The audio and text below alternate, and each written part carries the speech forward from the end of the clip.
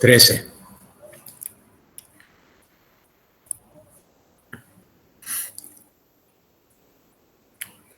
¿Cómo estás, Sebastián? Preparados para el viernes, ¿no?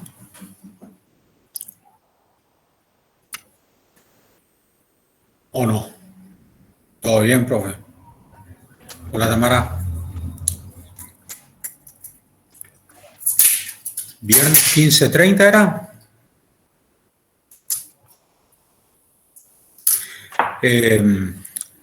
Bueno, creo que igual le voy a mandar después el mensaje, pero vamos a hacer en este link nomás, porque el otro parece que no abre.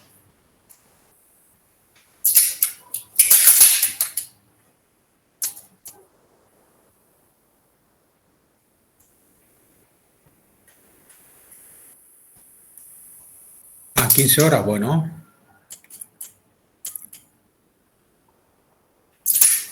A ver, vamos a ver. Sí.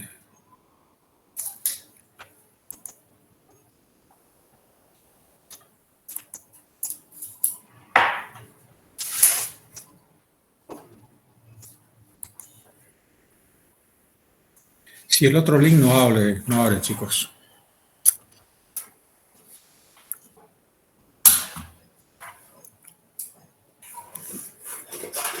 Hoy no tienen ganas que se le vea la cara a nadie, que apagaron todas las cámaras. Algunos ni quieren hablar del frío que tiene.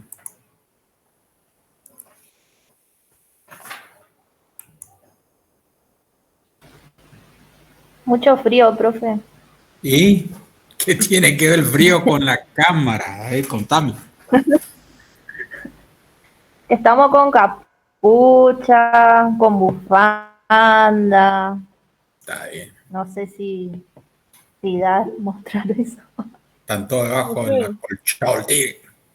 Usted nos ve y va Estamos a pensar con un que claro. estamos por salir a robar.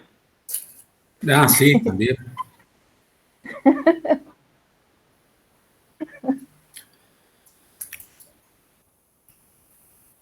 Bueno.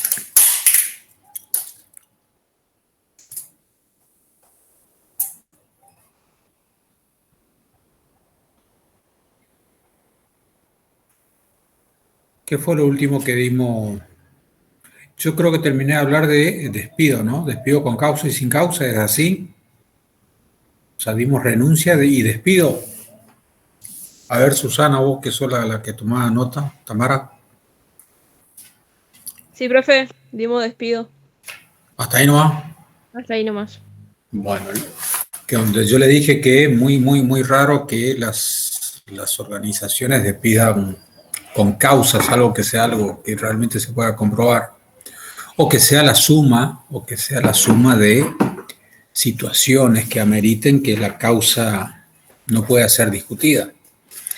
Por eso acá hay un régimen de sanciones, donde de acuerdo al convenio, se va agravando a medida que uno se va portando mal. Entonces primero viene un apercibimiento, después viene un segundo apercibimiento, después ya viene una suspensión, una segunda suspensión y después ya el despido con causa. ¿No? Por supuesto que hay también causas que se producen de inmediato. Una de las que yo le dije es las faltas injustificadas. El ausente sin aviso es considerado abandono del trabajo y da pie para que el empleador considere como despido con causa. El despido con causa no genera ningún tipo de indemnización, es decir, el empleado pierde todo lo que le pueda corresponder con el concepto de antigüedad o lo que sea, ¿no? Bien, otra de las formas de desvinculación es cuando por jubilación. ¿La jubilación hablamos o no?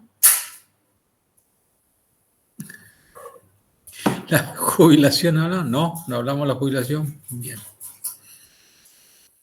El tema de la jubilación también es una cuestión bastante compleja y problemática, porque pónganse a pensar en una persona que trabajó, salió toda su vida desde, no sé, de los 18 o 20 años, salió de su casa para ir a trabajar, volver, no sé, ya sea el tipo de trabajo, hizo eso durante 40 años y de golpe le dicen, che, ya no tenés que salir más. Entonces, todas esas personas que eventualmente me decían, no veo la hora de jubilarme para estar en casa, para descansar, para esto, para lo otro, cuando llega el momento en que lo puede hacer, se da cuenta que no hay mucho para hacer en la casa. Y se da cuenta de dos cuestiones. Una, que es una molestia en su casa. Es decir, su señora le mira un poco raro como diciendo, ¿y ahora qué hago? Porque va a estar todo el día acá. Y cambia todo el contexto. Entonces, en términos de recursos humanos, tiene que haber una política de preparación para el individuo que se va a jubilar. Y eso consiste en una serie de actividades de acuerdo a la edad en que se jubila, pero hay legislación en determinados países, en los países donde estamos hablando, en los países del primer mundo, donde, por ejemplo, si se jubilan a los 65, desde los 60 años ya le comienzan a preparar para que se pueda jubilar, para que estén en su casa. Eso significa que de un régimen a lo mejor de trabajo de 8 horas, ya cuando cumple 60 le empiezan a trabajar 7 horas, cobrando lo mismo. Y después al año siguiente ya 6 horas, 5 horas, ¿tá? Y después le dan unas licencias de 4, 5, 6 meses. A veces, inclusive, por ejemplo, las empresas, las grandes empresas de Japón, les paga un viaje de vacaciones al empleado como premio a todos esos años de trabajo, ¿no? También les incentiva a gastar un poco. No se olviden que Japón tiene un grave problema, que toda su sociedad genera mucho ahorro, y ese mucho ahorro hace que su moneda sea muy fuerte, y eso los pone competitivamente en desventaja con el resto del mundo. Y también acá en la Argentina no hay ningún programa establecido. Las empresas, las de ahora que están trabajando un poco en este tema, buscan cursos, buscan que el individuo empiece a hacer cursos de capacitación sobre habilidades o destrezas, ¿tá?, que podrían desarrollar una vez que estén jubilados, desde cursos de cocina, cursos de carpintería, talleres así, bueno, cómo arreglar electrodomésticos, todo para que sea una forma de entretenimiento del futuro jubilado, para que no se aburra, ¿no? Generalmente el grave problema que tienen los jubilados una vez que se jubila es que la mayoría de las veces entran en un estado depresivo, porque supuestamente, más allá de que tienen el tiempo que quieran para dormir, para esto, para lo otro, no, se dan cuenta de que dejaron de ser, o se sienten como inútiles. Actividades con el núcleo familiar, generan, por ejemplo, tipos de juegos o enseñanzas sobre cuestiones para trabajar con sus nietos, un proyecto, no sé, de huerta, de esto, de lo otro, es decir, siempre buscando el incentivo para que esa persona pueda gastar su tiempo en algo que le guste. Les puedo asegurar que el no hacer nada, no sé si el no hacer nada es extremadamente aburrido. Uno puede estar sin hacer nada, no sé, una semana, 10 días, 20 días, pero después ya se vuelve un poco insoportable. Y muchas personas ya se dejan caer. Ustedes deben conocer por ahí gente que se ha jubilado y a los 2, 3 años ustedes los habrán visto ya mucho más viejos, mucho más gastados, como diciendo qué es lo que pasó, que de golpe se vino tan abajo, ¿eh? Es un poco la depresión en la que entran, porque psicológicamente se sienten como que ya no pueden aportar más nada. Las fuerzas de seguridad, por ejemplo, acá, caso policía, prefectura, ejército, dan una licencia de 6 meses, independientemente la licencia anual, le dicen, bueno, durante 6 meses anda a tu casa y no vengas, o sea, para que se acostumbre a estar en la casa. Y generalmente les juntan todo, entonces por ahí el que se va a retirar en la policía o en la fuerza de seguridad sabe que va a estar un año más o menos antes de retirarse para poder acostumbrarse a su nuevo estilo de vida. También tenemos otra realidad acá en Argentina que con el sueldo de jubilado no alcanza. O sea, un jubilado que quiera tener más o menos un estándar de vida aceptable, con el sueldo de jubilado no alcanza. Entonces, por eso es que vemos muchos jubilados, en especial los de la Fuerza de Seguridad, que después van y trabajan como, no sé, como ahí en vigilancia, en distintos comercios, etcétera, etcétera, para ver cómo acercar un poco más de plata a la olla, ¿no? Así que ese es un poco el tema de la jubilación. Y por último, lo que también es otra cuestión que es desvinculación. Claro, eso es, si se pone en un kiosco, por lo menos, ¿sabe qué, Carolina? Ese kiosco le sirve para conectarse con otras personas fuera del entorno familiar y se entretienen. Porque eso es un poco lo que hacen, ¿no? Por lo menos para chusmear, por ahí no venden nada todo el día, pero chusmean lindo. Y eso les mantiene en contacto también con el entorno. Dice que uno empieza a morir cuando deja de tener planes a futuro. Y el jubilado, ganando muy poco y a veces ya con alguna dolencia física y todo, deja de planear. Y cuando deja de planear es cuando ocurre lo que inevitablemente va a ocurrir, ¿no? Se deja morir. La última causal de desvinculación en una organización es el fallecimiento del trabajador. Entonces el fallecimiento también es algo que uno, muy raras veces uno está esperando, salvo que sea alguna enfermedad crónica o que se haya disparado, pero cuando fallece alguien hay que salir a cubrir ese puesto de trabajo rápidamente. Si falleció en un accidente, y es problemático para la organización. Ahora, si es por ahí una enfermedad crónica, hay tiempo por lo menos ya de ir cubriendo ese puesto de trabajo si es que es un puesto de trabajo importante, con alguien que lo va a suplantar el día de mañana. Pero el fallecimiento es otra de las causas de desvinculación. Entonces, cuando hablamos de ¿cuáles son las causas de desvinculación? Reitero, son entonces renuncia, despido, con causa o sin causa, jubilación y fallecimiento. ¿Tá? Y por último, dejé otra de las funciones de los recursos humanos son las relaciones gremiales. ¿Qué son las relaciones gremiales? Las relaciones gremiales a ver, el sindicato es necesario.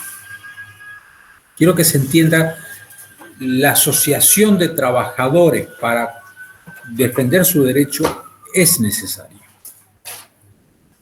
Que eso pueda estar un poco distorsionado por la realidad, entonces vemos que sindicalistas ricos con sindicatos pobres, con obras sociales pobres y con obreros abandonados. Esa es otra historia.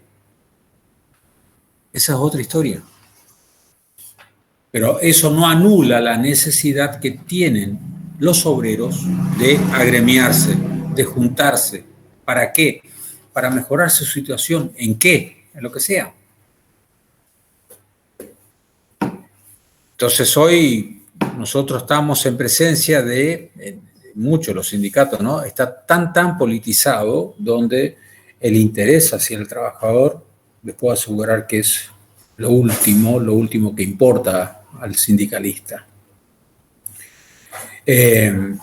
Y tenemos sindicatos que hacen las medidas fuerza por hacer nomás, porque en definitiva hay sindicatos acá en la provincia que yo tengo uso de razón, hace 20 años vienen haciendo exactamente lo mismo.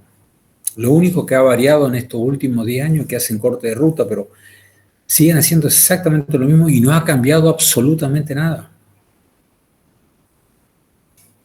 Entonces quiere decir que el modo de protesta está mal. Porque si hace 20 años hago lo mismo y no cambia, quiere decir que la forma de protesta o no es acompañada, y si no es acompañada no tiene ningún resultado. Y no puedo ponerme como bandera de decir, bueno, pero si no, no nos escuchan. No le están escuchando. Y cuando cortan una ruta, peor, generan, más allá de que no le van a seguir escuchando, generan a su vez una cuestión de rechazo del resto de la sociedad. Y ustedes van a decir, pero ¿y cómo se cambia eso? Nosotros venimos de una cultura donde estamos convencidos que la única manera de cambiar las cosas es involucrándose, pero trabajando, aprendiendo, enseñando. Se tiene que dar esa situación. Entonces los famosos paros a la japonesa, por ejemplo, donde los empleados trabajan el doble y producen el doble, es una forma de protesta considerada gravísima para esas organizaciones. Y es algo que tendríamos que replantearnos también, porque cada vez que hacemos una medida de fuerza, ¿quién se favorece? ¿Quién se favorece ante una medida de fuerza? Y ahí es donde van a encontrar ustedes lo relacionado con la cultura de las organizaciones, donde hay un montón de personas que van a privilegiar su fuente de trabajo ante alguna protesta, más allá de que ganen poco o mucho. Entonces, yo, por ejemplo, hubo lugares donde estuve, donde el personal antiguo al personal nuevo que quería hacer paro porque cobraban 3 o 4 cuotas, y le decía, mirá, esto hace 20 años, 30 años así, se mejoró muchísimo, por lo menos estamos cobrando dentro del mes, antes se debía 3 o 4 sueldos, o sea que ni se te ocurra venir a hacer paro acá y si no te gusta, andate. Y eso lo acomodaba el mismo personal, el mismo compañero le decía al otro compañero. Y eso es cultura organizacional, eso es preservar la fuente de trabajo. Entonces, cuando nosotros por ahí vemos situaciones como los bloqueos en las fábricas, donde no dejan entrar y salir a nadie porque quieren el encuadramiento de camioneros, lo único que están haciendo es matando la fábrica. Pues si la fábrica deja de producir, no va a poder generar ingresos para poder pagar,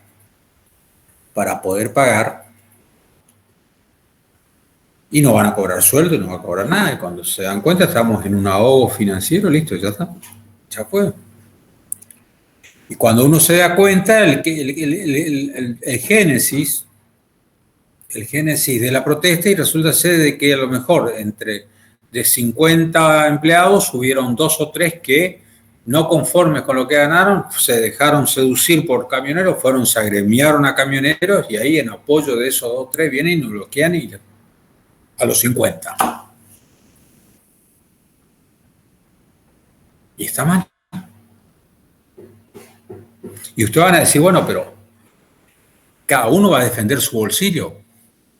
Por supuesto que cada uno tiene que defender su bolsillo. Pero la defensa de mi bolsillo no me puede poner en una situación egoísta de matar a la organización. Eso sí es matar al que me está dando la opción de trabajar. En pleno empleo significa que hay una tasa de desocupación del 3%, entonces en el pleno empleo yo agarro y digo, no me gusta acá, me voy a trabajar a otro lado. Y te vas y encontrás trabajo en otro lado. Hoy por hoy falta el empleo.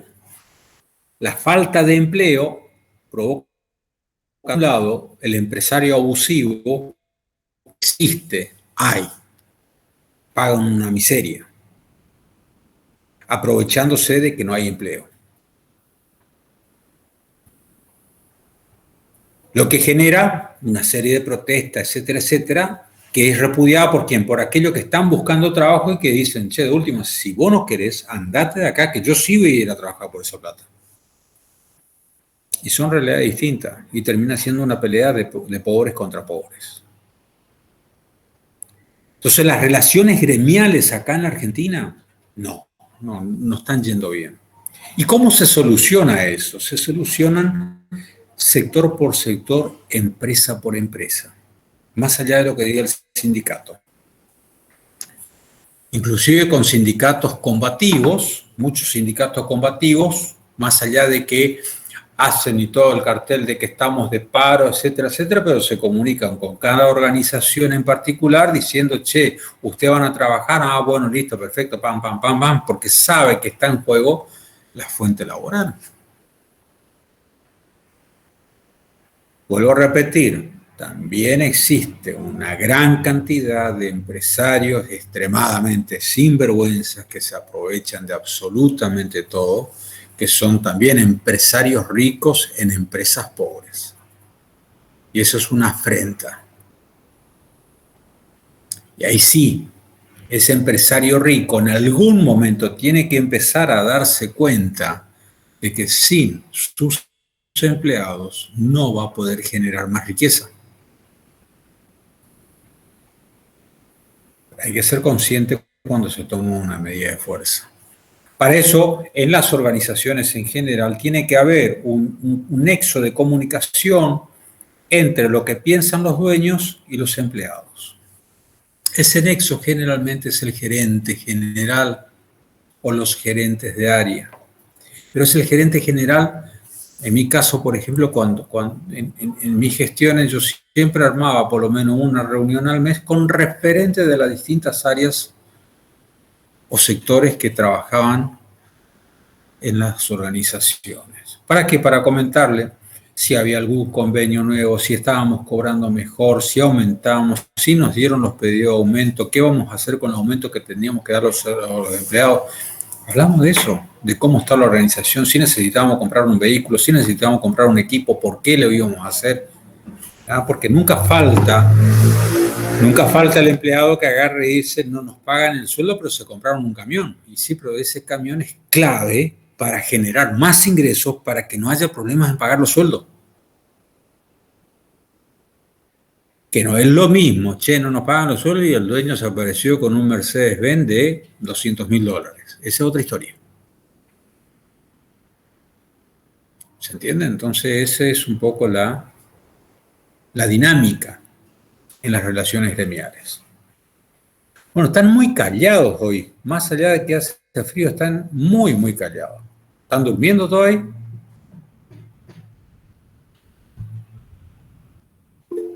No, Mariela ni prendió la cámara, ni el micrófono. Profe, escuchando. José ya se durmió, Martín. Bueno. Les comento algo. Ustedes vieron que la semana pasada terminé abruptamente mi clase, ¿no? ¿Se dieron cuenta de eso o no? Sí, profe. No, lo que pasa es que estaba esperando, claro, estaba esperando una llamada que justo entró y era porque les comento que tengo que defender mi tesis de doctorado el jueves. Y esa era la llamada que yo vi que entró así que dije, no le puedo dejar esperando, así que como ya había dado más o menos todo, chao chicos, igual no, ya era y 20 cuando les dije hasta acá llegamos.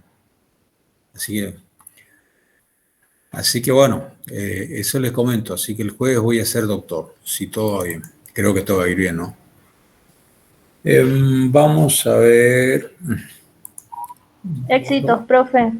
Gracias. Estoy buscando ahora el programa porque vamos a ver qué va en esta.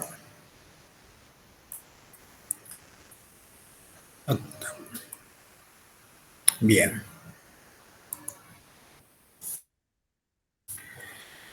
Tenemos que cerrar. Ya cerramos ya.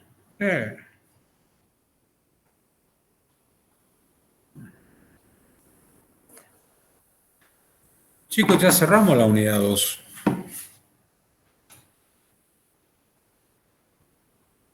porque ya para entrar en la unidad 3, el sistema de... sí.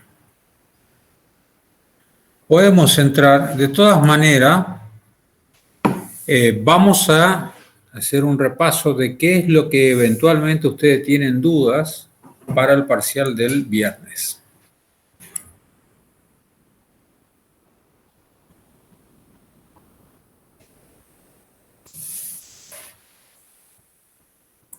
Saben todo.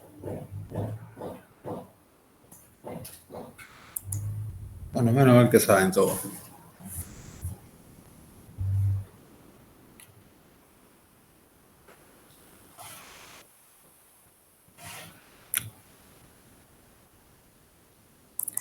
Vamos a arrancar con la unidad 3, más allá de que todavía esto no va a entrar en el examen. Examen entonces unidad 1 y 2. La unidad 3 hablamos de contabilidad y de finanza y manejo de fondos. Hablemos de contabilidad. Contabilidad es fácil y finanza y manejo de fondos también. ¿Qué es contabilidad? ¿Qué es contabilidad? Vamos. Que alguno prenda el micrófono, que entre en calor y que diga, ¿qué es contabilidad? ¿Llevar el control de ingresos y egresos de una organización? No. ¿Otro? Che, por las dudas, chicos, el viernes todo con la cámara prendida.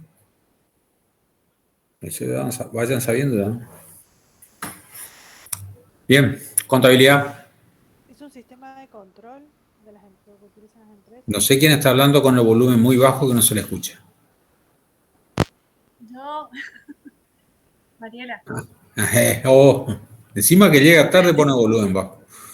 No, tengo un auricular y se ve que no anda bien el micrófono. Bueno, ¿qué es contabilidad entonces? Es un sistema de control que se utiliza en las empresas. ¿Viste? Así, ¿viste? Empezaste a responder ya y nada. ¿Es una definición válida, profesor? No. ¿Cuál sería entonces? Ahí está, la que dijo Martín.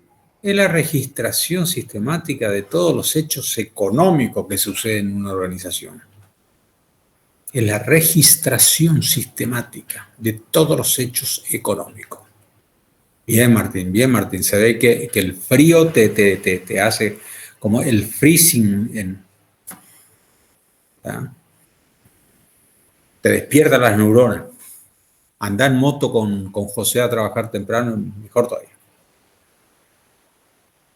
Tiene la mente fresca. Estás canchero hoy, José. ¿Está? Bien. Es la registración sistemática. Todo lo que ocurre, o sea, Mariela, como consecuencia de esa registración sí podemos controlar, pero primero tenés que decirme qué es. Pero todo lo que se hace dentro de una organización tiene que quedar registrado. Porque va a producir cambios o variaciones. Por supuesto que hay distintas formas de registración de lo que sucede. En una organización, cualquier tipo de organización, y eso yo inclusive recomiendo para las empresas unipersonales, yo recomiendo que se lleve un libro de actas. El libro de actas donde se deja por escrito cuando se toma alguna decisión trascendental y por qué se tomó la decisión. Eso en las sociedades o en modelos asociativos en general, o sea, cooperativas, fundaciones, asociaciones, sociedades comerciales, eso es obligatorio. Cualquier decisión, entonces esa empresa tiene un libro de acta para asambleas ordinarias y otro para asambleas extraordinarias. Las asambleas ordinarias son aquellas que, hacemos una por mes, hacemos una cada 2 meses, depende, ponemos los tiempos. Y las extraordinarias, ¿cuándo hacemos? Y las extraordinarias generalmente se hace una vez al año, que es para la aprobación de balance, renovación de autoridades, etcétera, etcétera, etcétera. Ahora, la de las asambleas ordinarias, ¿tá? Esas. Y después tienen las de el registro de asamblea de directorio. Esa, que no son asamblea, perdón, son reunión de los dueños, reunión de directorio. Donde probablemente se vuelcan esos libros las situaciones que ocurrieron en el mes. Entonces ahí es donde decimos reunión de acta de directorio, donde atento a que el banco pidió tal cosa, se decidió hacer pam, pam, pam, queda registrado. O se cerró el mes con una actitud. ¿Qué es lo que se pone en esas actas? Aquello que la contabilidad no puede reflejar, porque la contabilidad refleja o muestra números. Números, consecuencia de los movimientos económicos que ocurren dentro de la organización. Y ustedes saben bien que todos los movimientos económicos no necesariamente implica el movimiento de plata, sino del valor que eso pueda tener. Por eso era una diferencia entre el movimiento económico y el movimiento financiero. Financiero es finanza, plata, solo plata. Ahora económico es distinto. Entonces, para poder registrar, para poder llevar el registro de todas esas actividades, utilizamos a la contabilidad.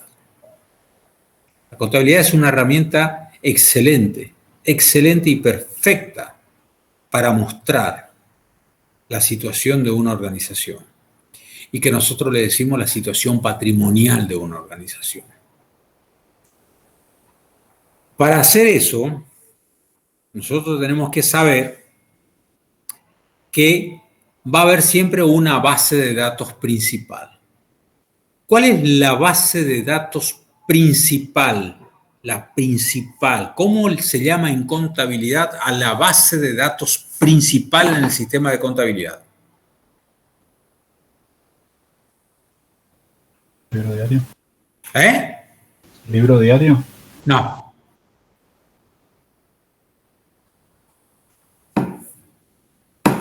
Otro que tripe. No. No se va. Es la base de datos que es la que hace posible que el sistema de contabilidad funcione. ¿Cuál es?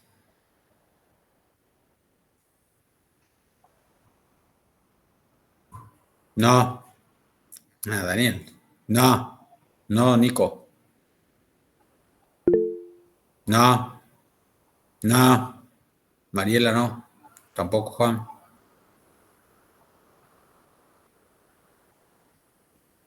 Algo extremadamente básico. Che, despiértenla a Susana, para mí que se durmió porque hoy no habló todavía. No, si tiene información. Sofía, tampoco no inventes hoy. ¿Oyeron hablar del plan de cuenta ustedes? Ah. ¿Y qué es el plan de cuentas? ¿Qué es el plan de...? Ah, yo sabía que era ese, sí, pero no dijiste. Ese yo sabía, pero no dijiste. ¿Ah? El plan de cuentas está armado donde yo tengo capítulos. A un capítulo le llamo activo. ¿Qué es el activo? Díganme en palabras de ustedes qué es el activo. Los bienes de la empresa. Bienes y derechos que posee la empresa. Bien. Los bienes y derechos. Ajá. Podríamos decir, está bien, Tamarata, pero básicamente es todo lo que yo tengo. ¿Qué es el pasivo?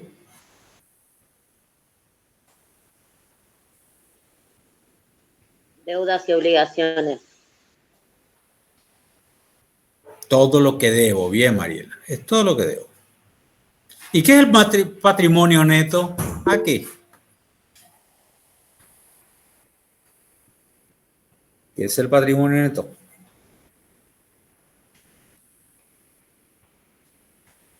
En sus palabras. ¿Y qué es lo que realmente? ¿Qué es el patrimonio neto?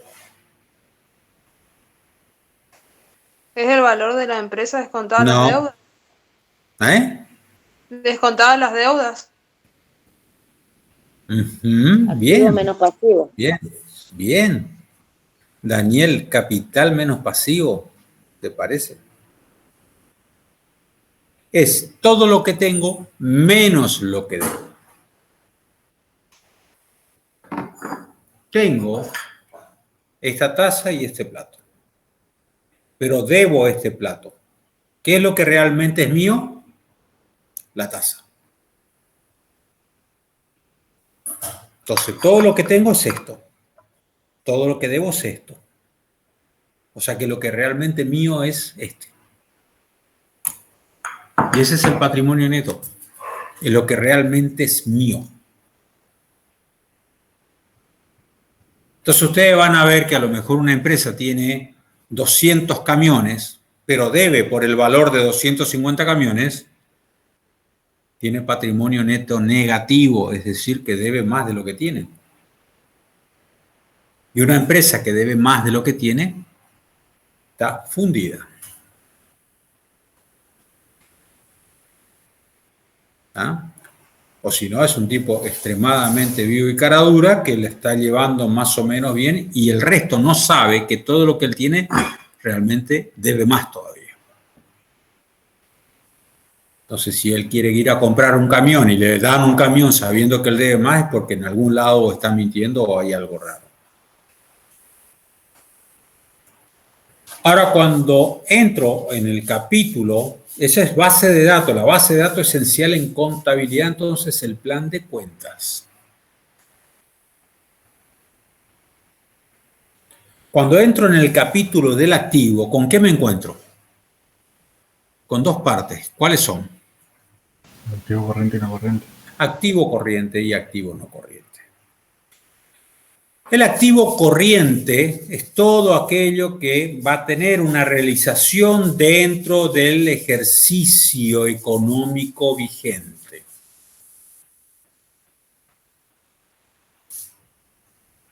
El activo no corriente es aquello que va a tener movimiento traspasando el ejercicio económico vigente y generalmente ahí se encuentran los bienes durables de la organización. ¿Y cómo se ordena? Se ordena según se llama rubros. Y se ordena rubro, en un rubro se agrupan cuentas que son similares. ¿Qué son las cuentas? Son las destinatarias de los movimientos, cuando se produzcan los movimientos, que origina cada uno de los comprobantes que vamos a ir cargándole al sistema. ¿Dónde van a impactar esos comprobantes? En las cuentas. Esas cuentas están agrupadas por similitud y en esa agrupación similar encontramos los rubros. ¿Cómo se ordena el activo? ¿Cómo se ordena el activo? ¿Cuál es el criterio de ordenación de los rubros? Se supone que ustedes son administrativos contables, les estoy haciendo la pregunta de la otra materia y me la tienen que contestar así. ¿Cómo se ordenan los planes de cuenta, los rubros en el activo? ¿En función de su liquidez? En función de su liquidez, exactamente. Y por eso, lo más líquido que tiene una organización se llama el rubro disponibilidades, que creo que ahora se llama caja y banco, pero es disponibilidades. Y dentro de esa, la cuenta más líquida que tengo es dinero en efectivo.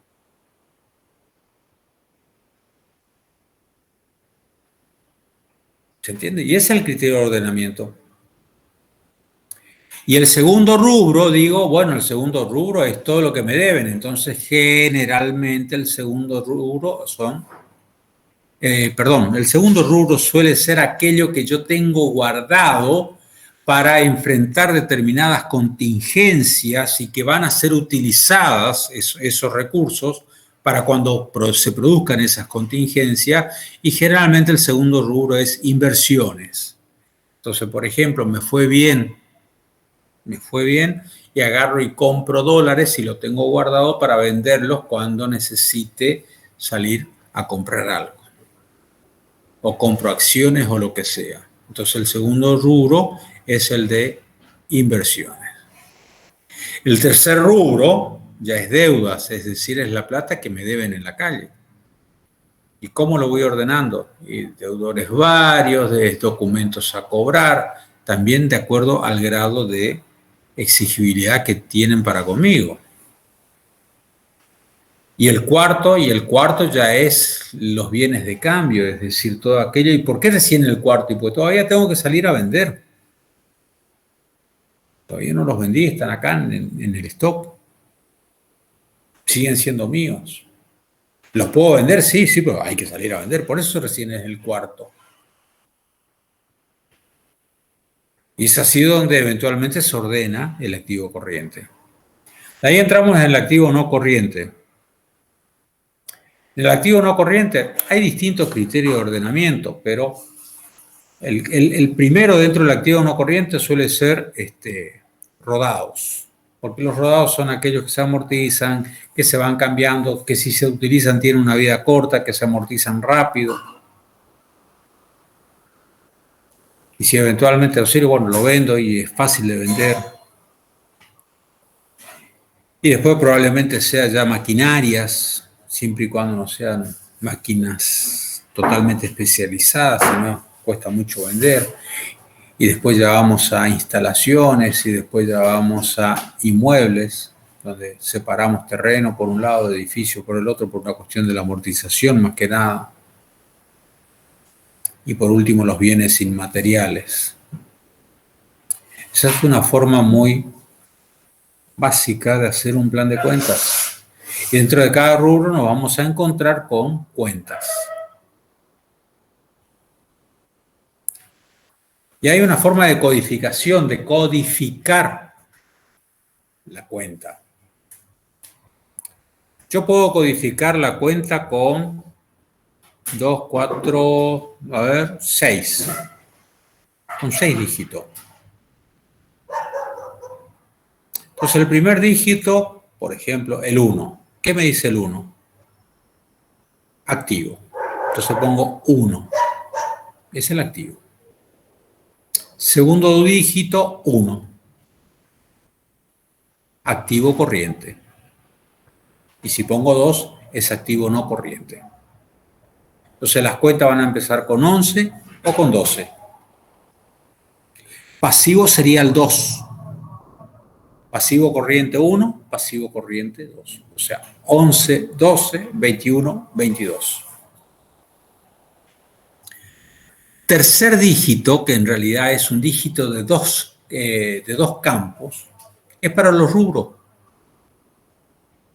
Puede ser que en algunas organizaciones yo tenga más de 10 rubros. En corrientes o en no corrientes. Pero si no, la mayoría puede hacer un plan de cuenta con 5 dígitos nada más. Pero supongamos que vamos a hacer, entonces yo digo 1101. 01 es el rubro de disponibilidad. 1102 será inversiones. 1103 será deudores. 1104 será bienes de cambio. Y los últimos 2 dígitos es para la cuenta. Entonces yo digo 110101, caja o dinero en efectivo. ¿Se entiende la codificación? ¿Lo habían visto de esa manera o no? Sí, profe. ¿Sí? Ah, perfecto. Bien. Entonces, una vez que tenemos codificado, después generalmente el patrimonio empieza con 3 y las cuentas de resultado empiezan con 4. Eso significa que yo cuando veo una imputación de lejos, ya puedo diferenciar si esa factura que estoy viendo o es un activo o es un egreso como gasto. O es un pasivo o es un crédito. ¿Por qué? Porque las pérdidas se debitan y generalmente los activos tienen saldo deudor. ¿Ah? Entonces, la diferencia entre activo y pasivo se llama patrimonio neto. Y que básicamente la diferencia entre ambos es el capital que tiene la organización. Más allá de todo eso, que hay que ver si ese capital es el capital suscripto, las ganancias no distribuidas, pero en realidad está la plata, no está la plata, de qué valor estamos hablando. Los inmuebles están sobrevaluados, los inmuebles están subvaluados, el sistema de evaluación de inventario no es el correcto, etcétera, etcétera, etcétera. Esa es otra historia. Y las fluctuaciones entre activo y pasivo van a provocar diferencias en el patrimonio neto. Eso significa que si decrece, por ejemplo, el activo y el pasivo se mantiene constante, el patrimonio neto baja. Si baja el patrimonio neto, porque estamos teniendo más pérdidas que ganancias, más resultado negativo que positivo. Si el activo decrece y el pasivo crece, estamos en el horno. Y así es donde se van produciendo esos movimientos que nos van diciendo cómo va la organización día a día. ¿Por qué? Porque ustedes, por ejemplo, están trabajando con Tango. ¿Qué es Tango en realidad? Lejos de ser un sistema contable. Tango es un sistema de gestión, donde la contabilidad es el que recibe el movimiento de cada uno de los distintos módulos que alimentan al sistema, o sea, de los módulos de gestión que van a terminar alimentando a contabilidad. Pero el otro día, por ejemplo, yo les dije, bueno, liquidan sueldo. Cuando usted le dan Enter, va la liquidación definitiva, va la información para hacer el débito automático en las cuentas y sacar la plata del banco y mandar a cada una de las cuentas, va la información y el asiento contable. Ahora, ese asiento contable va a ir a contabilidad en la medida que yo agarre y le digo, che, ahora quiero que vaya a la contabilidad. Lo mismo que ustedes cuando trabajan, por ejemplo, si hicieron una venta, que sale la factura, que cobraron, que esto, que lo otro, todo el sistema de gestión, donde el asiento sería, por ejemplo, caja a ventas. Pero todavía no lo estoy pasando. ¿Por qué? Porque probablemente yo al final del día hago un solo asiento por todas las ventas que hice en el día. Entonces me va a salir un asiento consolidado. Y ustedes van a decir, pero profe, no se puede hacer eso si el libro de IVA. No, el libro de IVA lo saco por la información en el sistema de gestión, por el sistema de compras y por el sistema de ventas. De ahí me sale el libro de IVA. Voy a hacer un informe especial donde voy a traer todas las compras, todas las ventas que fueron registradas y ahí saco el libro de IVA, que también me va a salir ese libro de IVA, me va a salir. ¿Cómo es? Consolidado. Y si vienen los 20 me dice, ¿de dónde es esta cifra? Tengo la forma de decir, este asiento consolidado, estos son los movimientos de ese día. Ese es el libro diario. Cuando imprimo el libro diario, voy a imprimir los movimientos uno por uno. Cuando yo lo vea, cuando yo pida la información, me va a decir, ¿cómo quiere usted? ¿Consolidado o quiere abierta? No quiero abierta porque necesito imprimir. Bueno, pero mire que si abrimos ahora, usted tiene que imprimir ya el libro diario. Entonces, generalmente las empresas dejan para hacer eso el último día, por las dudas.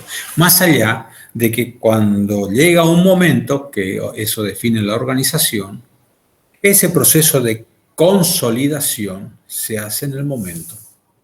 Es decir, al final del día, yo digo, hay que hacer el proceso de exportación. ¿Qué significa el proceso de exportación?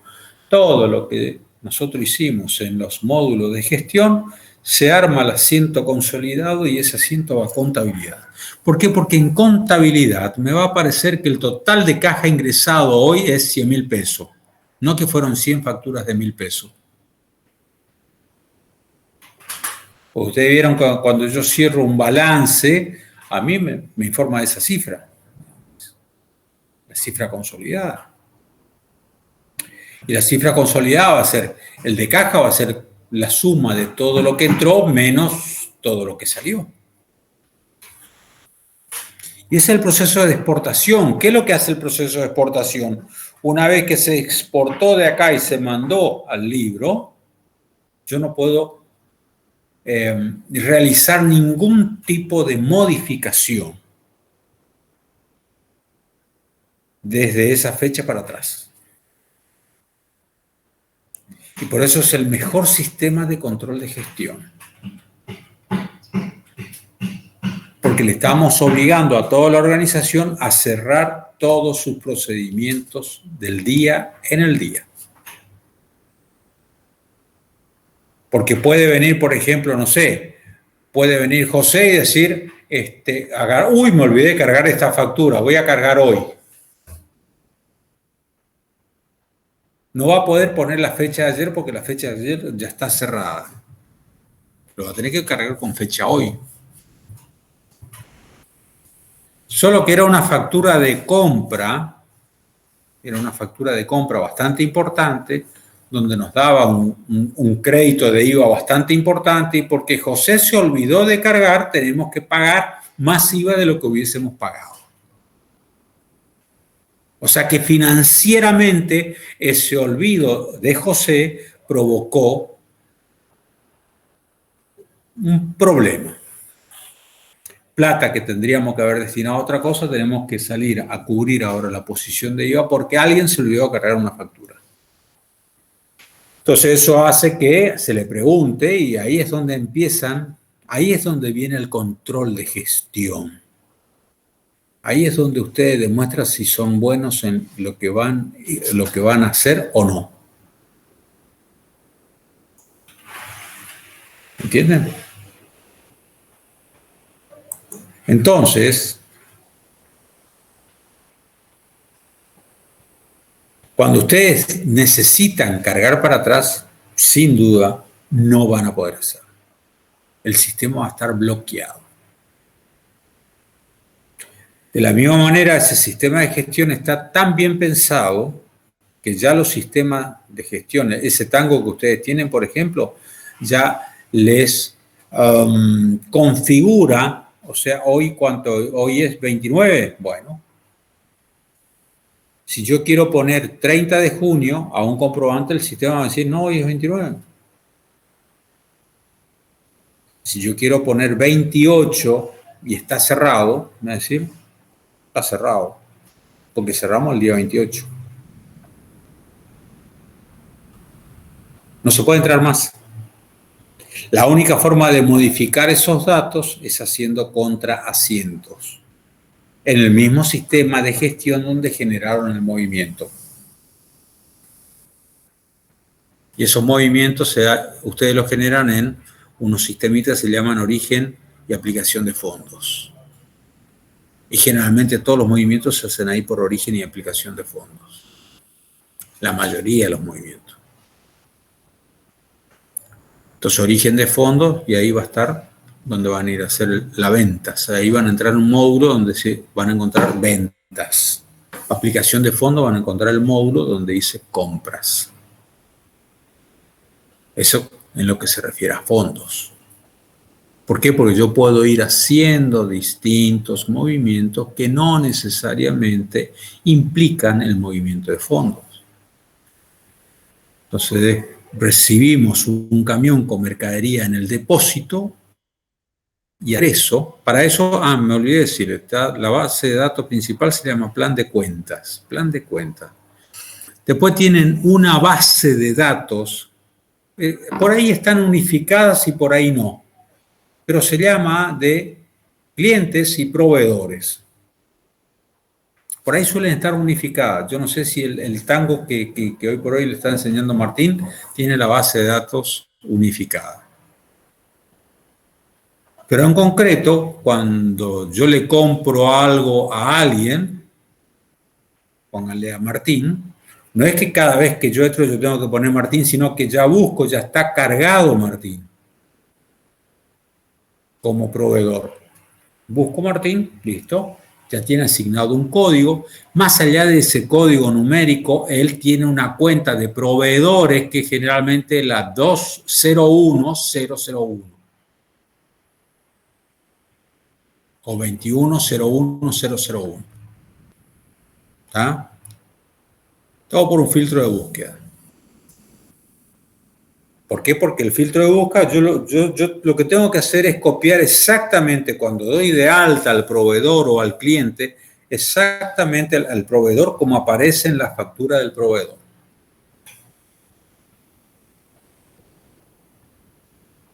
Entonces, ahí es fácil. Mucho de todo este procedimiento, muchas de las organizaciones en la provincia de Misiones pagan a estudios contables para que le hagan esto. Entonces no tienen idea de qué es lo que es la base de datos de clientes, la base de datos de proveedores, que serían la otra base de datos. Y por último tienen la base de datos, la operativa, que es donde se van cargando los movimientos. Ahí es donde en esa base de datos ustedes van cargando las facturas. ¿Cómo hacen?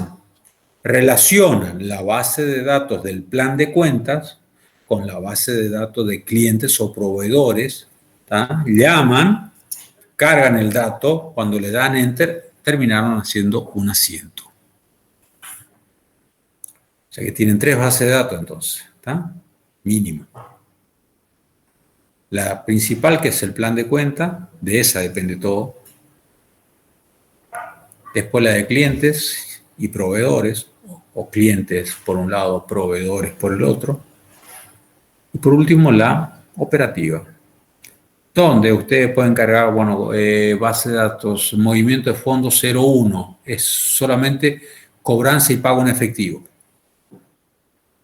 Movimiento, cobranza o pago en efectivo, movimiento de fondos 02 y así, ustedes le van poniendo lo que ustedes quieran. Entonces, cuando ustedes entran en ese movimiento de fondos 0, por ejemplo, el movimiento aplicación de fondos 01 quiere decir pago en efectivo. Entonces, si yo estoy en esa aplicación porque yo ya configuré de antemano y quiero decir que pagué algo de ahí con un cheque, me va a decir, no, este es efectivo, ¿qué te pasa? No ves lo que es.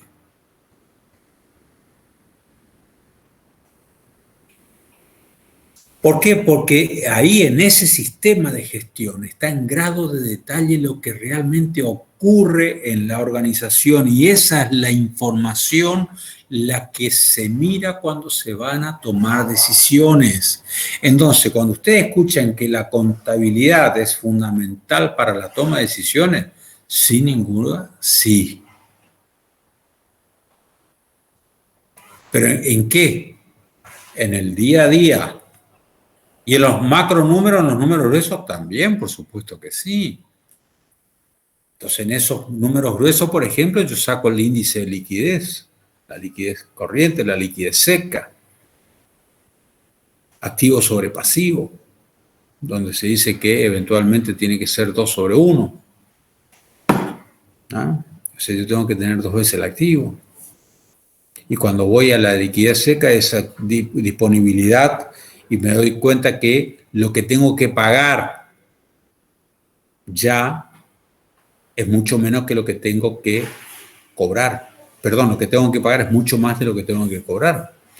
Entonces resulta ser que el índice de liquidez de activos sobre pasivos es bueno, pero el índice de liquidez seca no, porque me está diciendo va a tener que ir a quemar o andar a buscar la plata porque vos tenés la plata en la calle, no la tenés en tu mano y vas a tener problemas de pagos o retrasar tus pagos o mejorar tus ingresos. Es decir, estás bien, sí, pero estás mal financieramente. Y ahí es donde aparecen a jugar, por ejemplo, bueno, ¿qué hago? Tomo un crédito bancario, descuento cheque, voy a la bolsa, etcétera, etcétera, etcétera, vendo dólares de la inversión. Eso es lo que muestra la contabilidad. Esa contabilidad me muestra, por ejemplo, para decir, a ver, che, me aumentó mucho, el proveedor Tamara Cubilla aumentó demasiado. A ver, tráeme las compras de Tamara Cubilla en los últimos 6 meses. Y con grado de detalle. Y te hacen una información que generalmente te la mandan en Excel, donde te dice qué le compraste, a qué precio, etcétera. Depende del grado de disgregación de lo que vos quieras. Para darte cuenta y llamarle y decirle, che, se te fue la mano con los aumentos, no te compro más. ¿O qué pasó por el cual me estás cobrando demasiado esto? Por eso es que la contabilidad es base para la toma de decisiones. Porque en base a esos números seguiré teniendo a ese proveedor o no. Cambiaré de proveedor.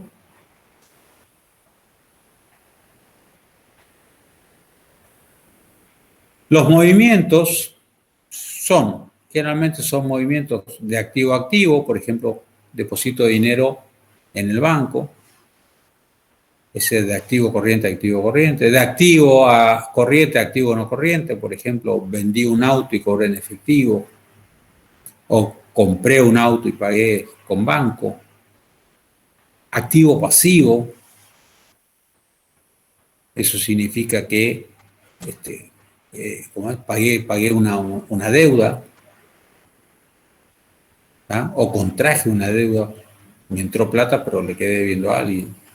Pasivo pasivo, activo patrimonio neto, pasivo patrimonio neto, porque agarro y digo, bueno, vamos a consolidar y estas utilidades no distribuidas las vamos a mandar acá. Activo resultado negativo, activo resultado positivo. Es decir, todo eso queda registrado ¿dónde? En cada uno de los movimientos que hacemos, uno por uno. Y ese es el libro diario. Y ese es el libro exigido por ley. Entonces, si yo a ustedes les digo, bueno, a ver, sistemas en contabilidad. Entonces yo una de las preguntas le voy a decir, sí, ¿cuál es la base de datos? Y ustedes me van a decir, la base de datos principal es el plan de cuenta, después hay otras bases de datos que son la de clientes, proveedores, ¿ah? Y después está la base de datos donde se carga todos los movimientos. Muy bien. ¿Cuáles son los elementos de entrada al sistema? Y los elementos de entrada son todos los datos proporcionados por los hechos económicos que se produjeron. O sea, que yo cada vez que estoy cargando un asiento, estoy generando una entrada al sistema. Y el proceso de esa entrada es el mismo sistema, se encarga de decir, no, este es pasivo, va acá, este es activo, va acá, este va de esta cuenta.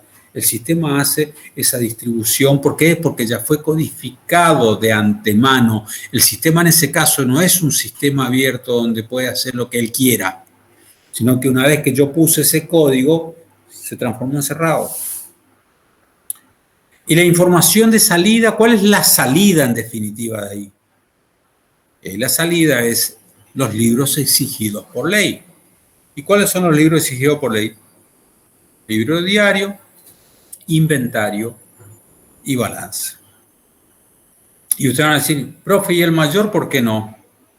¿Y para qué? Si vos para hacer el balance sí o sí necesitas tener el total de todo uno y te ves obligado a hacer el mayor. No hace falta que te pida obligatoriamente que hagas el mayor. Lo vas a tener que hacer sí o sí, porque si no, no vas a poder cerrar tu balance.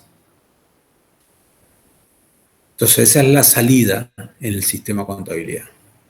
¿Se entendió? Sí, profe. 2 años de contabilidad les resumí ahora en cuánto, en 40 minutos. No está mal, ¿no?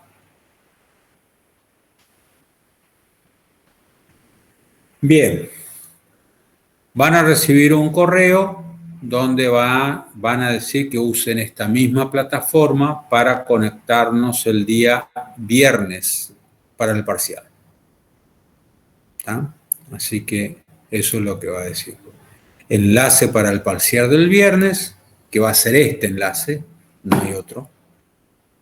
Y ahí es donde nos vamos a encontrar el viernes a las 3 de la tarde. ¿Ok? Y espero que el viernes tengan un poco más de pilas, ¿eh? Hoy estuvieron todos acobachados. Chao, chicos. Chao, profe.